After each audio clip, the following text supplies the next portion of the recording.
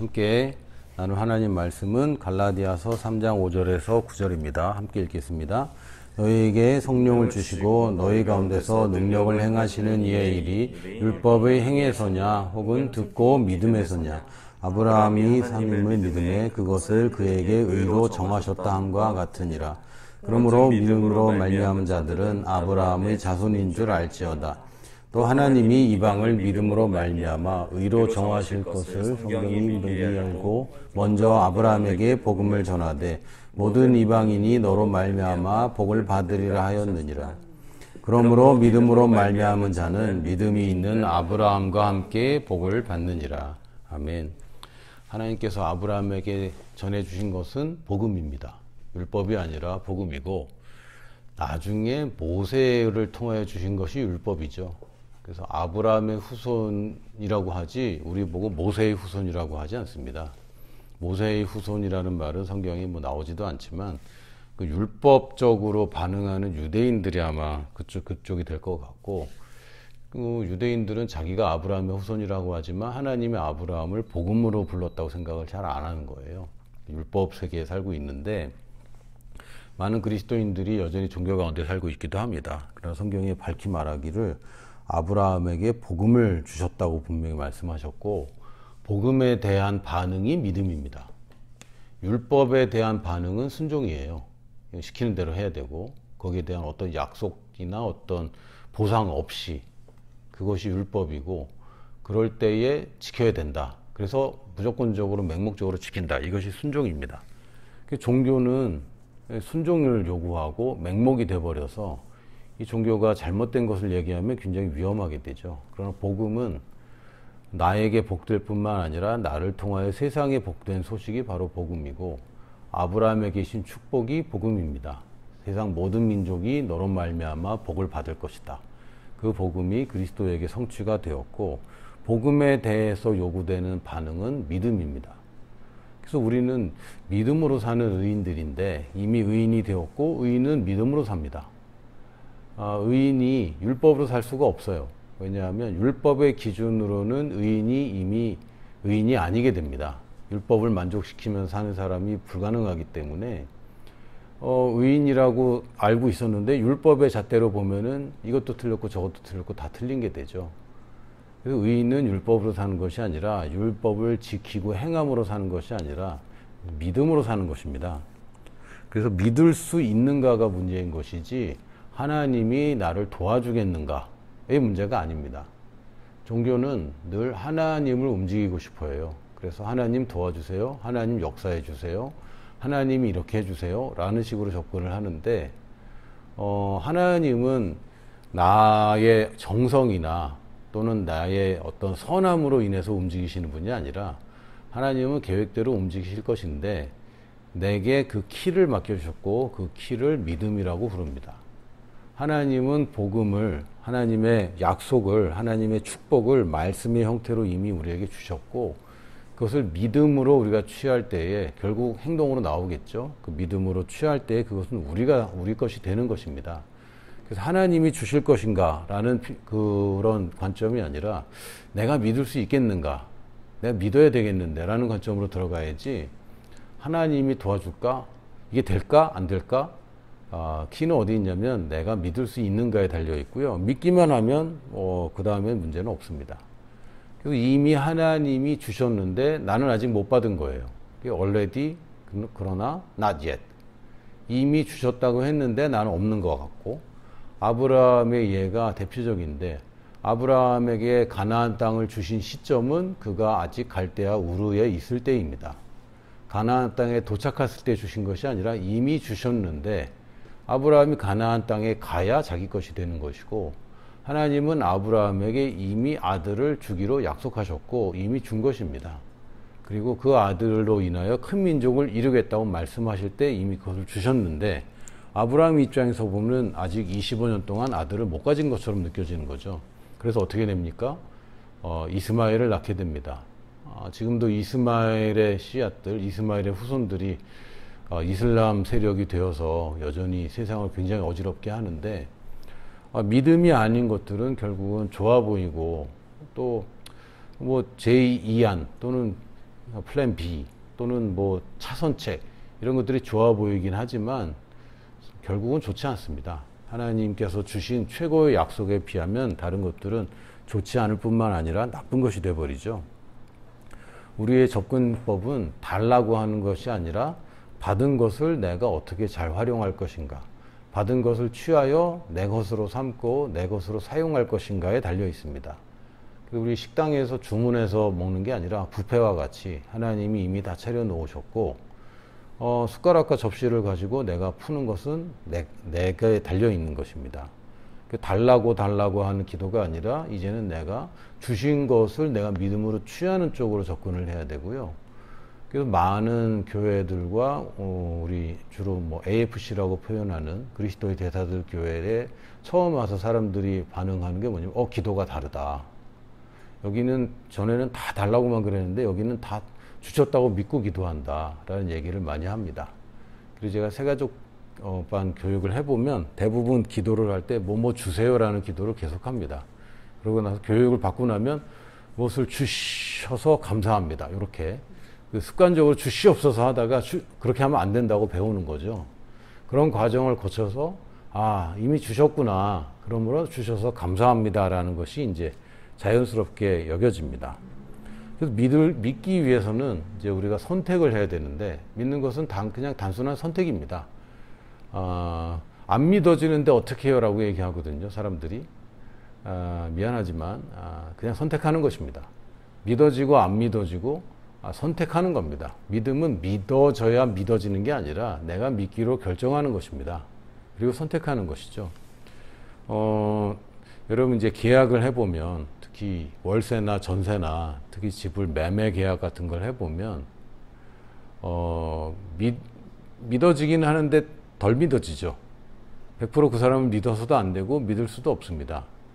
근데 우리가 계약을 할 때 100% 믿어서 계약하는 법이 없어요. 믿기로 하고 계약하는 거죠. 마찬가지로 믿음이라는 것은 믿기로 결정하는 것이지 믿어지는 것이 아닙니다. 수동적으로 믿어질 때까지 기다리다가는 아무 일도 안 돼요. 근데 저도 아직 믿음이란 것을 잘 모를 때는 일단 믿음이 생길 때까지 기다리는 방식을 많이 취했고요. 어쩌다가 그냥 믿음이 생기기도 하고 어쩌다가 또 하나님의 도우심으로 기도 응답을 받기도 했는데 그런 차원에서 사는 것은 하나님께서 계획하신 자녀의 참된 사람이 아닙니다. 하나님께서 원하시는 것은 이미 다 차려주신 것을 우리가 믿음으로 취하는 것이고, 이 세 가지 측면에서 우리가 올바른 선택만 하면 우리는 모두 다 믿음으로 살 수 있습니다. 첫 번째는 아는 것이고, 두 번째는 상상하는 것이고, 세 번째는 말하는 것에 달려 있습니다. 그러니까 아는 것을 내가 선택하고 또 상상하는 것을 선택하고 말하는 것을 올바로 선택만 하면 그거를 우리가 믿음 생활이라고 하고요. 그것이 습관화되고 어떤 한 분야에서 그것을 나의 체질화하고 아예 가치관화하고 습관화해버리면 그 사람을 믿음의 사람이라고 부르는 겁니다. 그러니까 믿으려고 애쓰는 게 아니라 올바로 아는 것과 올바로 상상하는 것과 올바로 말하는 것을 내가 계속해서 선택해 가는 거죠. 첫 번째, 아는 것에 대해서는 모르면은 못 믿어요. 많이 알아야 되고 또 잘 알아야 됩니다. 또 잘못 알면 잘못 믿습니다.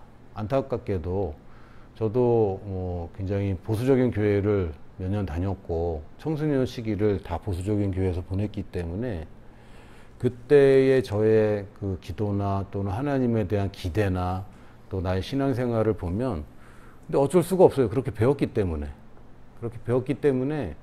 잘 배우고 열심히 배울수록 더 곤란해지죠. 그래서 가끔 그 신앙생활을 오래 하시다가 복음을 이제 잘 들으신 분들의 특징 중에 하나가 옛날 것들을 교정하느라고 굉장히 많은 시간을 보냅니다. 물론 기독교인이 아닌 사람들도 세상적인 가치관을 빼내고 그걸 이제 디에듀케이션 하는 것, 교육받은 것을 무효화하는 것에 시간을 많이 들입니다. 왜냐하면 잘못 배운 것들이 있기 때문에. 근데 모르면 우리는 알 수가 없고 우리가 알지 못하는 것을 구할 수도 없고 믿을 수도 없어요. 물론 거기에 약간 편법이 있습니다. 뭐냐면 방언. 방언은 내가 모르는데도 올바른 것을 구할 수 있게 되고 의심할 수 없기 때문에 응답을 받게 되는 기도인데, 그 방언 한 가지 외에는 우리가 모르는 것을 믿을 수는 없습니다. 에베소서 1장 17절에서 19절을 보면 우리 주 예수 그리스도의 하나님 영광의 아버지께서 지혜와 계시의 영을 너희에게 주사 하나님을 알게 하시고, 하나님을 알게 하는 것을 제일 먼저로 뒀습니다. 하나님을 알지 못하면 하나님을 믿을 수 없고요. 하나님을 믿지 못하면 하나님의 말씀을 믿지 못하고 하나님의 약속들이 내 인생에서 벌어질 수가 없어요. 그래서 하나님을 알지 못한 채 능력을 구하거나 하나님을 알지 못한 채 문제 해결을 위해서 기도만 하고 있다면 그건 그냥 종교입니다. 종교 생활하고 있는 것이지 진짜 믿음 생활, 복음에 따른 새로운 피조물의 삶을 살고 있는 것이 아닙니다.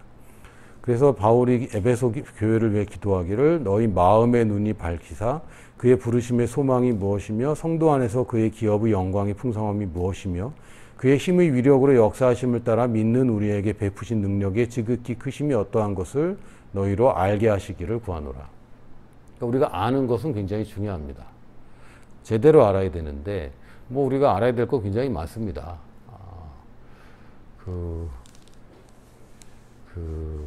일단은 알려줘야 되는 것들이 참 많이 있어요. 처음 믿는 분들은 일단 신약과 구약이 어디 있는지부터 알려줘야 되고요. 성경 찾는 법도 알려줘야 됩니다. 그리고 앱이 뭐의 약자인지도 알려줘야 되고 참 알 게 참 많이 있습니다. 그런데 그런 부수적인 것들이고요. 가장 중요한 것은 하나님이 누구시고 그래서 내가 누구인가. 이게 사실은 가장 중요합니다. 여기서부터 시작돼요.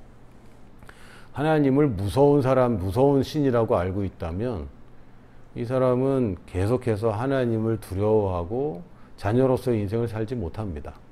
또 하나님은 선하시지만 나는 여전히 죄인이야. 그럼 여기서 하나님이 주신 이 축복들을 누리는데 늘 한계가 있죠.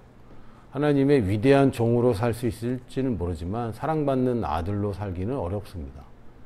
그래서 가장 기본적인 것은 하나님이 누구시고 그래서 내가 누구인가. 여기부터 시작하는 것입니다. 율법도 사실은 10계명만 예를 들어도 나는 여호와 곧 너를 애굽 종되었을 때 불러낸 여호와다. 이게 먼저고요. 그래서 내가 너를 어떻게 해줬어? 이 종에서 해방시켜주고 홍해에서 또 광야에서 해준 모든 일들, 그걸 먼저 얘기한 다음에 뭐라고 얘기하냐면 너는 나 외에 다른 신을 내게 두지 말라. 당연한 거죠. 그러니까 율법이라는 것은 하나님이 누구시고 내가 누구신지만 제대로 알면 율법이라는 것은 더 이상 언급할 이유가 별로 없어집니다. 하나님이 누구고 내가 누군지 제대로 아는데 도둑질을 왜 하고 간음을 왜 하고 우상 숭배를 왜 합니까? 그럴 일이 전혀 없어지죠. 근데 그게 안 될 때는 어떤 항목들로 율법들로 사람들을 관리할 수밖에 없었는데 그리스도 이후에는 우리가 율법의 노예가 될 필요가 없습니다. 그래서 하나님이 누구신가? 그래서 나는 누구인가? 하나님이 누구신가 외에 그걸 빼버리고 나는 누구인가? 긍정적인 사고방식.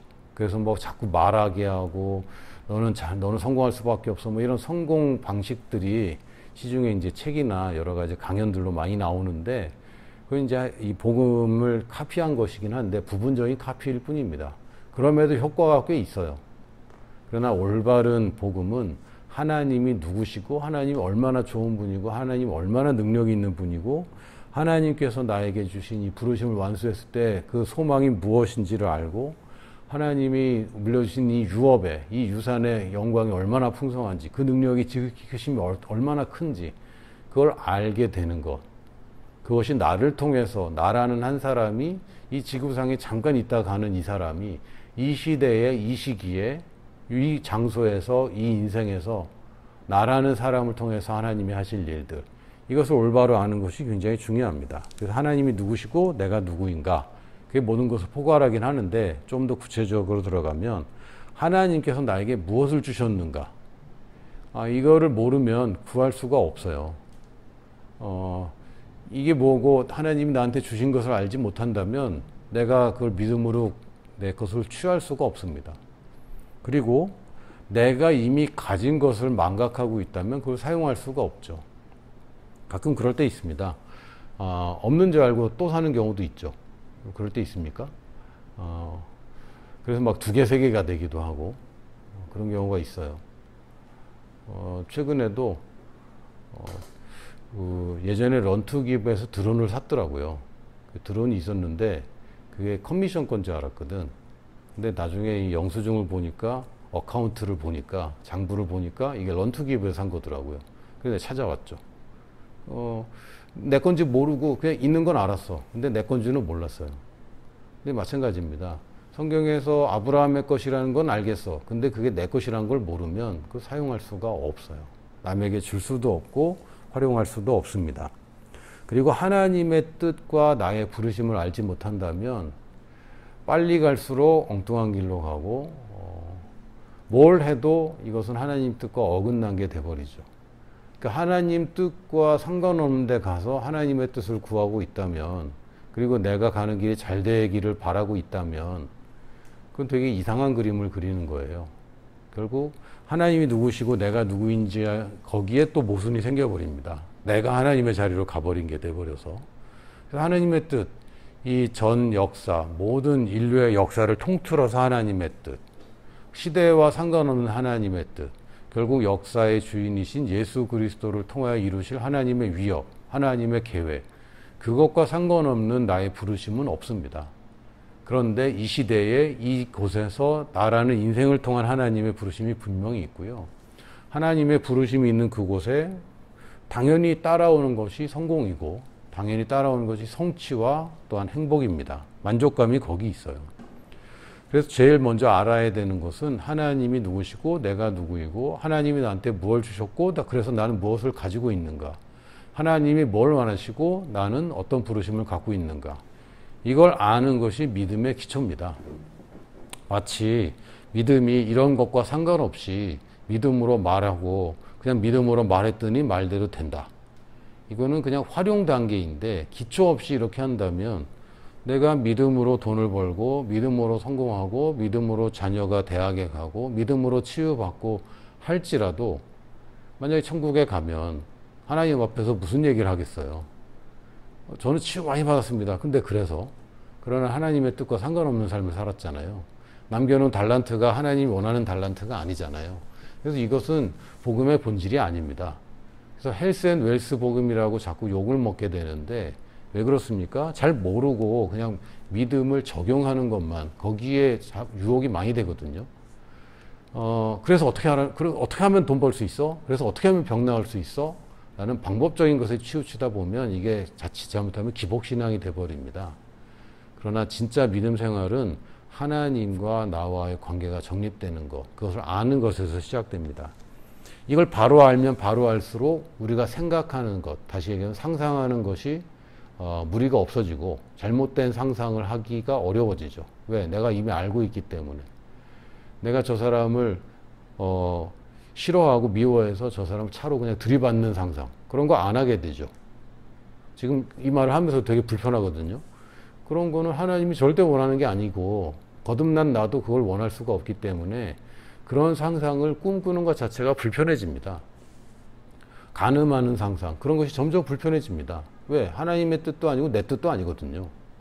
하나님이 내게 주신 것도 아니고 내 것도 아닌 것을 탐하는 거, 이거 점점 불편해집니다. 여러분 어때요? 남의 것을 가지고 있으면 편합니까? 안 편해요. 특히 고가의 것을 빌리고 있으면 굉장히 불편하죠. 제가 예전에 운전병 시절에 우리 부대장님이 이제 골프 약속이나 뭐 술자리가 너무 잦으니까 일주일에 한 8번, 9번 술자리가 있었거든요. 그러니까 매일 밤마다 이제 대기하고 그러는데 한 번은 우리 차를 놔두고 부대장님 친구 차를 타고 골프장을 가자는 거예요. 근데 BMW 7 시리즈라고 되게 크고 무겁고 비싼 차가 있어요. 그리고 BMW의 특징이 뭐냐면 하여튼 스위치가 많아. 뭐가 엄청 많아. 뭔지도 모를 스위치가 많은데 그걸 운전해야 되는데 너무 당황스럽고 힘들더라고요, 마음이. 좋은 것을 줬냐? 좋은 거잖아요. 근데 막상 가지니까 너무 힘든 거예요. 왜? 내 것이 아니기 때문에. 이게 허상입니다.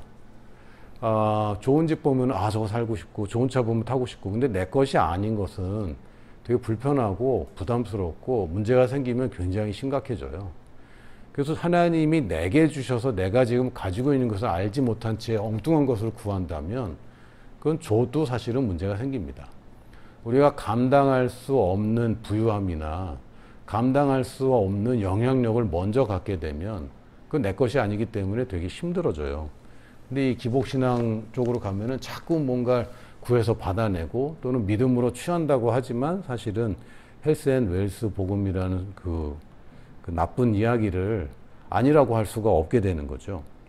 그래서 제일 먼저는 하나님과 나와의 관계, 또 그래서 내가 뭘 가졌고 뭘 해야 되겠는가, 이걸 분명히 아는 거고, 그 가운데서 올바른 성경에 맞는 복음적인 상상을 우리가 선택할 수 있게 됩니다. 이건 리바운드 효과라고도 하고, 또 풀어서 얘기하면 사고 억제의 역설적 효과라고 하는데, 뭐 북극곰을 상상하지 말아라. 그러면 이제 북극곰은 벌써 떠오르게 될 수밖에 없고, 실험을 했어요. 실험을 해서 한 그룹은 다른 걸 상상하고 북극곰을 많이 상상하려고 애쓰고 북극곰을 긍정적으로 상상하고, 또 한 그룹을 북극곰을 상상하지 않도록 계속 반복을 해서 북극곰을 상상 안 하려고 애를 써라. 그런데 북극곰이라는 게 떠오를 때마다 이 체크를 해라 라고 했을 때, 그 상상하지 않으려고 애쓴 그룹에서 더 북극곰을 많이 떠올렸어요. 그런 이제 연구 결과가 있습니다. 이게 뭐냐면, 뇌라는 거는 상상 안 하려고 해도 그걸 하고 있어요. 그렇기 때문에 걱정 근심이 돌아가기 시작하면 그냥 단순하게 걱정 근심을 하지 않아야지 라는 걸로는 안 돼요. 생각은 생각을 이길 수 없습니다. 왜? 이 생각 자체가 이미 시작되었기 때문에. 그래서 잊으려고 하면 할수록 더 떠오르죠. 여러분 뭐 옛날에 여자친구 남자친구 생각해보면, 뭐 지금 생각하면 안 되겠지만 그때 막 헤어진 직후에 안 하려고 할수록 더 생각나고 그런 거 있지 않습니까? 다이어트 하고 있는데 밤에 배고파, 라면 먹고 싶은데 라면을 안 먹어야지 할수록 더 생각나는 거. 그러니까 이 잘못된 방식으로 지금 상상력을 선택을 하려고 하는 거예요. 그래서 이거는 어떻게 해야 되냐면 다른 생각을 해야 되는 겁니다.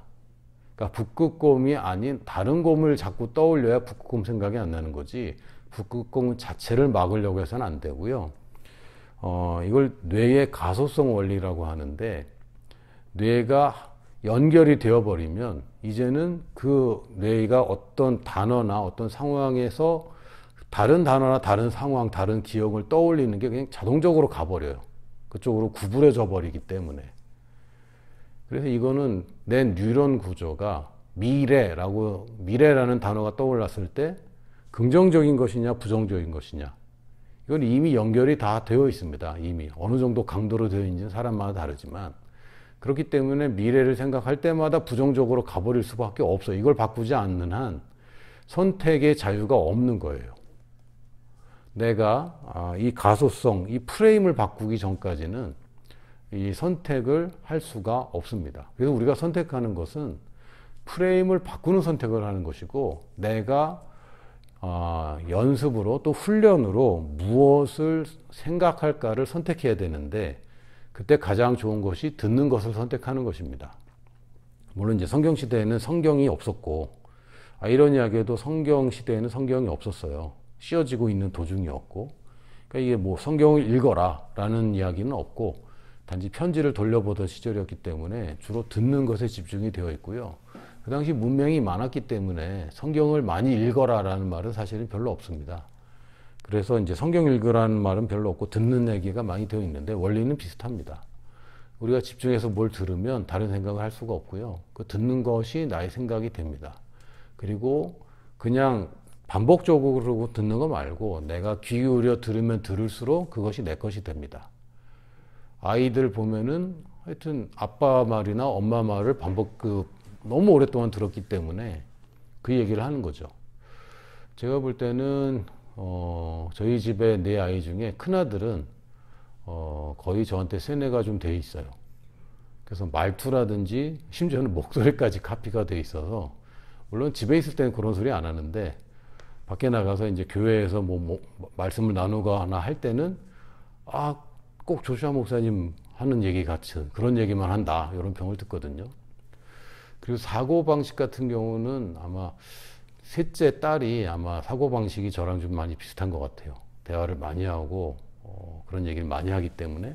근데 재미있는 게 둘째 같은 경우는 저랑 좀 이렇게 저의 말을 많이 듣는 편도 아니고 저랑 깊은 대화를 많이 하는 편도 아니거든요. 근데 얘가 딴 데 밖에 나가면 하여튼 아빠 말을 한다는 거죠. 아빠가 이렇게 얘기했다, 이런 식으로. 그럼 그럴 수밖에 없어요. 듣는 소스가 있고 그 소스에서 많이 들으면 그것이 나의 생각이 됩니다. 근데 우리가 하나님 말씀 듣는 시간이 너무 적죠. 주로 인터넷이나 또는 주변 사람들의 얘기나 또는 내가 지금까지 배워온 것들이 복습되고 있는데 하나님의 말씀이 복습되는 시간이 월등하게 적습니다. 많은 사람들이 그 믿음을 발휘하는 데 있어서 제일 먼저 말씀의 영양실조 상태에서 믿음을 발휘하려고 애를 써요. 그러면 그 발휘가 안 됩니다. 어떻게 되느냐? 여러분이 어떤 문제에 대해서 믿음으로 승리하고 싶다면 그 주제에 대한 말씀을 반복적이고 지속적이고 좀 집중적으로 그 말씀을 취할 필요가 있습니다. 케네스 해긴 목사님 같은 경우도 이게 몸이 이제 약간 문제가 있거나 건강상의 또는 질병, 뭐 대부분 감기겠죠. 그런 징조가 보이면 이분은 원래 자기가 늘 즐겨보는 성경을 펴고 치유에 대해서 줄쳐놓은 말씀을 다 다시 읽는답니다. 아는 건데도 다 다시 읽는데요. 해긴 목사님이 그렇게 했다면 나도 그렇게 해야 되는 거예요. 잘난 척하지 말고 내가 믿음의 기초로 돌아가서 다시 말씀에 집중해야 되는구나. 여러분들의 분야에 대해서 그런 말씀들이 이미 다 정리가 되어 있어요. 믿음의 말씀 고백기도집을 보면, 새로운 피조물 고백기도집을 보면 분야별로 또 여러분의 적용할 수 있도록 다 말씀이 정리가 되어 있어서 특별히 여러분이 성경을 66권을 다 찾아가면서 그렇게 정리하지 않아도 될 정도로 아주 간편하게 되어 있는데 그런 활용을 할 필요가 있는 거죠. 인간관계에 대해서 또 성령 인도에 대해서도 마찬가지고 모든 분야에 대해서 이런 어떤 기도 제목이 있을 때 제일 먼저 접근해야 되는 것이 듣는 것을 바꿔주는 접근을 꼭 해야 됩니다. 근데 그걸 안 한 채 기도만 하고 있다면 번번이 되는지 안 되는지도 아주 애매한 그런 결과 속에 살고 있을 수 있어요. 그 기도응답을 받고 있냐? 안 받고 있다고 얘기할 수는 없는데 또 받고 있는 것 같지 않은 그런 애매함에서 우리는 좀 벗어나야 됩니다. 로마서 10장 17절에도 보면 그러므로 믿음은 들음에서 나며 들음은 그리스도의 말씀으로 말미암았느니라. 성경엔 명확하게 믿는 것은 들음에서 생긴다.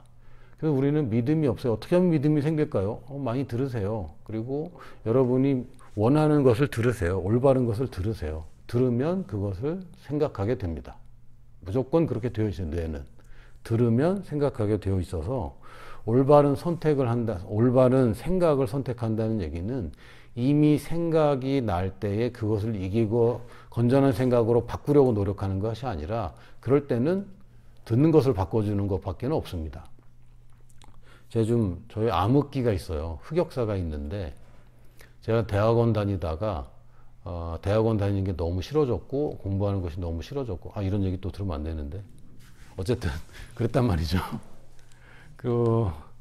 그래서 이제 지금으로 보면 약간 우울증이었을지도 모르겠고요. 대인 기피 같은 게 와갖고 아무도 못 만나겠는 거예요. 근데 또 프레임이 굳어져 있는 게 뭐냐면 주일은 빠지면 안 돼. 요 프레임은 내가 갖고 있었거든요. 그러니까 주일에는 교회를 가요. 근데 돌아오면은 자취방에서 꼼짝을 안 해요. 일주일 내내. 그냥 3분 카레 밥 해 먹고 나가는 데는 비디오 대여점 그리고 슈퍼 여기만 나가고 그런 생활을 한동안 했었단 말이죠. 그리고 인생에 대해서 이제 패배했고 실패했고 이런 기간을 거치면서 너무너무 힘들었어요. 심적으로. 헤어나올 수가 없어.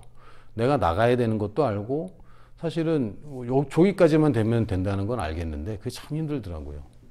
이제 겪어본 사람들은 아는데 안 겪어본 사람들은 잘 모를 수 있어요. 근데 제가 그런 경험을 했어요. 그때 아무리 생각을 바로잡으려고 해도 안 되는 거죠. 근데 제 경험에 뭐가 참 하나님의 은혜였냐면 그때 당시에는 카세트 테이프를 줬단 말이에요. 늘 주일 설교 말씀을. 지난주 거 갖고 교회 가면 비치가 되어 있고 나는 무슨 생각인지 그걸 늘 가져왔단 말이지. 듣지도 않으면서. 그리고 카세트에다 꽂아놓은 게 있었던 거예요. 근데 그날은 너무 심심하고 답답하고 하니까 그냥 카세트 단추를 누른 거예요. 플레이 단추를. 그리고 그때 김진호 목사님 설교가 나온 거죠. 주일 설교가 나왔는데 그때 설교가 여호수아서 1장 6절에서 9절 말씀이었습니다.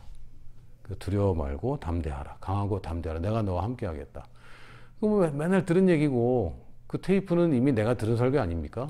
언제 들었는지 모르지만 뭐 몇 주 안에 들은 설교인데 그게 그날 저를 횟가닥 그냥 뒤집어 버렸어요. 딱지 뒤집히듯 그냥 어래? 하면서 그냥 뒤집혀 버려서 그렇지. 하나님이 살아계시지. 그런데 내가 뭘 두려워하고 있지? 내가 두려워하는 것만 빼고 뭘 하고 싶은지를 다시 생각해 보자. 그래서 그때 결론 내린 것이 목사가 되고 싶다라는 결론이었습니다. 그래서 제 인생이 많이 바뀌었어요. 듣는 것을 바꾸면요, 여러분이 믿음 생활하기가 훨씬 수월해집니다. 그래서 JMA를 재승강하는 이유도 그런 거고요. 뭐 안다고 생각하지만 다시 성경 훈련을 또 받고 하는 것도 마찬가지고. 주일날 예배 나와서 설교 들으면 뭐 모르는 거 듣는 경우 거의 없어요. 아는 것을 또 듣습니다. 그리고 제가 그래도 계속 듣는 사람 별로 없어도 유튜브에 계속 올리는 것이 다른 사람한테 듣는 뭐 그런 것도 있지만 우리 성도들이 계속해서 반복해서 들을 수 있는 거는 제가 계속 공급하고 있습니다. 물론 뭐 물어보지는 않겠습니다. 물어보면 내가 상처받기 때문에. 근데 반복해서 듣는 것은 굉장히 중요합니다. 저한테 참 은혜가 많이 있었는데 새가족반 교육을 제가 했다는 것도 저희 인생에선 어마어마한 축복이었어요. 그냥 듣는 수준이 아니라 가르쳐야 되는 수준으로 가장 기초적인 것을 반복해서 매달 사람들만 바꿔가지 커리큘럼이 계속 돌아가잖아요. 그래서 똑같은 것을 묵상하고 똑같은 것을 반복할 때에 드디어 깨달음이 오더라고요. 그래서 이것은 말씀에 거할 때에 진리가 되는 것이지 말씀을 듣고 좀 배웠다고 알게 되는 건 아닌 것 같습니다. 듣는 시간을 늘리고요. 듣는 것에 집중하는 것 외에는 여러분이 믿음을 끌어올리는데 쉽지 않을 겁니다. 그러고 나서 말을 선택해야 돼요. 이게 이제 믿음이 발휘되는 세 번째 최종 단계입니다. 아는 것을 내가 선택하고 듣는 것을 선택하고 생각이 선택이 되면 이제부터 말하는 것이 선택이 돼야 되는데 여호수아서 1장 6절에서 9절을 보면 강하고 담대하라. 너는 내가 그들이 조상에게 맹세하여 그들에게 주리라 한 땅을 이 백성에게 차지하게 하리라. 오직 강하고 극히 담대하여 나의 종 모세가 내게 명령한 그 율법을 다 지켜 행하고 우로나 좌로나 치우치지 말라. 그리하면 어디로 가든지 형통하리니 이 율법책을 내 입에서 떠나지 말게 하며 주야로 그것을 묵상하여 그 안에 기록된 대로 다 지켜 행하라. 그리하면 내 길이 평탄하게 될 것이며 내가 형통하리라. 내가 내게 명령한 것이 아니냐. 강하고 담대하라. 두려워하지 말며 놀라지 말라. 내가 어디로 가든지 내 하나님 여호와가 너와 함께 하느니라 하시니라. 아멘. 마음을 강하게 하고 담대히 하고 싶죠. 그런데 비결은 어디 있습니까? 말씀을 네 입에서 떠나지 말게 하며 주야로 그것을 묵상하는 것입니다. 묵상이라는 것이 그냥 입 다물고 깊이 들어가는 명상 얘기하는 게 아니라 유대인들의 묵상은 그 말씀을 입에서 떠나지 말게 하는 것. 이거 사실은 똑같은 구절을 반복한 거예요. 밤낮으로 이것을 밤이나 낮이나 주를 찬양하겠네 그랬는데 그것도 맞는데 하나님의 말씀 우리가 알고 있는 이 진리를 밤낮으로 계속 중얼중얼 고백하는 수준이 되면 그것이 내 것이 되고 뇌가 자동적으로 그게 프레임이 짜집니다. 연결이 되어버리고요. 그러면 어떤 상황에서 내 말이 부정적이거나 잘못된 말을 하지 않게 돼요. 그런 말은 하려고 하다가도 딱 이제 안 하게 됩니다. 제가 새가족반에서 맨날 장난치는 것 중에 하나가 저를 따라해 보세요. 그러면 독도는 따라합니다. 일본 땅 그러면 아무도 못 따라해. 프레임이 있는 거죠. 독도는 일본 땅이란 말을 들어도 이미 프레임이 굳어져 있기 때문에 말을 하다가도 못 합니다. 근데 이제 우리가 그렇게 되는 거예요. 그 상황이 되면 이제 아픈데 아프다고 말이 안 나오고 망할 것 같은데 망하겠다는 말이 안 나오고 죽을 것 같은데 죽겠다는 말이 안 나오는 수준이 됩니다. 그거는 틀린 말이거든. 우리가 생각할 때. 독도는 일본 땅이다. 틀린 말이라서 우리 못하는 거예요. 그건 우리가 감당할 수 없이 틀린 말이기 때문에 진리가 돼버리고 프레임이 돼버리면 그렇게 하라는 겁니다. 이 말씀을. 어떤 사람들이 이렇게 얘기해요. 근데 믿음으로 그러니까 믿음의 선포를 해야 되는데 저는 지금 아직 믿음이 없는데 자꾸 말을 하는 게 그럼 안 되는 거 아니냐, 믿고 말해야 되는 거 아니냐라는 질문도 많이 듣는데 컵에다가 물을 채운다고 생각하면 됩니다. 물을 채우는 도중에는 이게 넘치는 물이 아니에요. 그러나 이제 마지막 한 방울 물은 넘치는 물이 됩니다. 마찬가지로 우리가 지금 믿으려고 하는 말이 있고요. 믿어서 하는 말 두 가지가 있는데 이거 둘 다 믿음의 말입니다. 믿으려고 하다 보면 이것이 어느 순간에 믿음의 말이 돼버려요.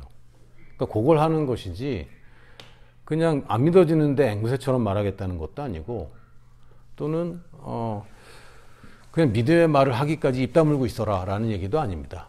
어떤 분은 또 중언부언 하지 말라 그랬는데 내가 치유받았다라고 말 한 번만 하면 된 거지 내가 치유받았다는 고백을 계속 해야 되냐, 그게 중언부언 아니냐. 중언부언은 이미 내가 믿음을 가졌는데도 또 할 필요가 없다는 얘기고 주시옵소서 주시옵소서 하지 말란 얘기지 내가 믿기 위해서 하나님 말씀을 고백하는 걸 하지 말란 얘기가 아닙니다.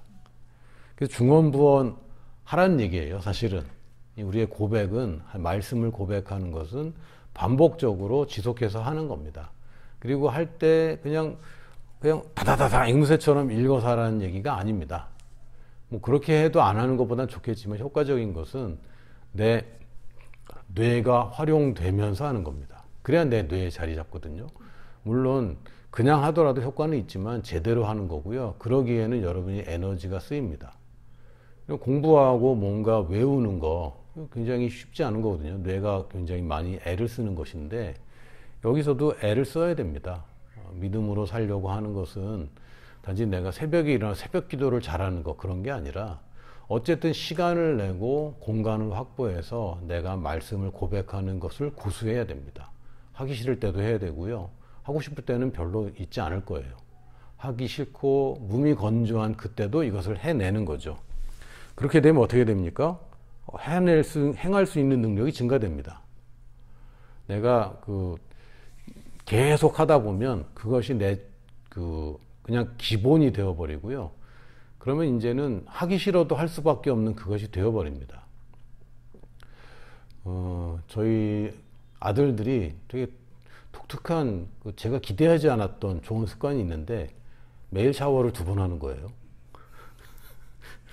물을 굉장히 많이 씁니다. 샤워도 오래 해. 그래서 이상하다. 아빠가 그렇게 가르친 적이 없는데, 엄마도 그렇게 가르친 적이 없는데 얘들이 샤워하는 거를 그렇게 하루에 2번씩 해요. 근데 얘네들 이제 벌써 사고방식이 찝찝하다는 거죠. 자기 전에 샤워를 안 하면 찝찝하다. 이게 굳어져 있기 때문에 이제는 샤워를 하라고 시킬 필요가 없어요. 행할 수 있는 능력이 생긴 겁니다. 예전에 예전에 안 그랬어요. 근데 언제부턴가 그러더라고요. 운동을 한 후부터 그런 것 같기도 하고, 땀을 많이 흘린 다음부터 그런 것 같기도 하고. 그러니까 이제 행할 수 있는 능력이 증가되는 것은 의지 문제가 아닙니다. 사실은 가치관 문제입니다. 여러분, 대한민국 독립을 위해서 막 목숨까지 바치고 하는 거 의지 문제가 아닙니다. 가치관의 문제입니다. 저거는 내 목숨보다 중요하다는 가치관이 성립됐기 때문에 목숨 바치는 거고요. 가치관의 문제예요. 돈이 소중하다고 가치관이 생겨버리면 소중하게 하는 것이고, 또는 나는 소비하는 것이 더 중요한 거야. 그러면 그렇게 되는 겁니다. 근데 이 가치관을 안 바꾼 채 의지를 자꾸 활용하려고 하는데, 의지는 수명이 짧습니다. 감정도 시간이 굉장히 짧습니다. 가치관이 가장 길어요. 그 지정의가 있다면 지 부분이 가장 세워지기는 어렵지만 또 무너뜨리기 어려운 게 여러분의 가치관들입니다. 그래서 행할 수 있는 능력을 증가하려고 의지를 자꾸 발동하려고 하는데, 의지가 소모되고 에너지가 소모되면 아무것도 못해요. 그게 아니라 가치관을 바꿔주는 거고요. 그것은 말로 인해서 확립이 됩니다. 그래서 배운 대로 들은 대로 말하다 보면 어느새 그것을 믿고 있고, 진짜 믿고 있으면 그걸 하고 있는 거예요. 하나님이 살아계신다는 걸 믿으면 그 살아계신 것처럼 살고 있는 것이고, 내가 아브라함의 후손인 걸 믿으면 이삭처럼 사는 것입니다. 뭐 싸우고 뭐 그럴 필요 없어요. 그냥 양보해도 됩니다. 왜? 이삭처럼 사는 것은 그런 거니까요. 그래서 우리가 믿음을 선택하는 것인데 올바른 선택을 하기 시작해야 됩니다. 하나님의 말씀을 내가 아는 것과 상상하기 위해서 듣는 것, 그리고 그걸 말하는 것, 이것만 잘 하고 있다면 우리는 믿음이 자랄 수밖에 없고, 어제와 다른 믿음으로 오늘을 살고 내일은 또 다른 믿음으로 또 새로워지고 더 강력한 믿음으로 살게 돼서 여러분은 인생에서 승진할 수밖에 없습니다. 회사에서 승진할 수밖에 없고요.